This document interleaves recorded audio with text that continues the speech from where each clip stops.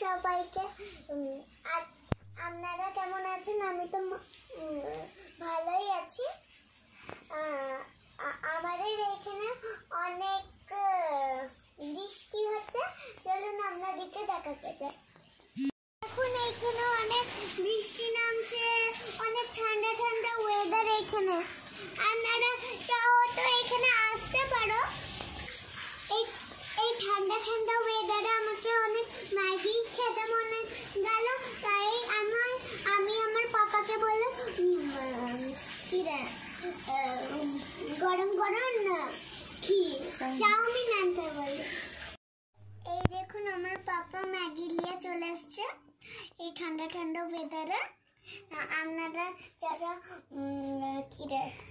Maggi খায় তারা কমেন্টে অবশ্যই আমার উইকে দিয়ে দেবে।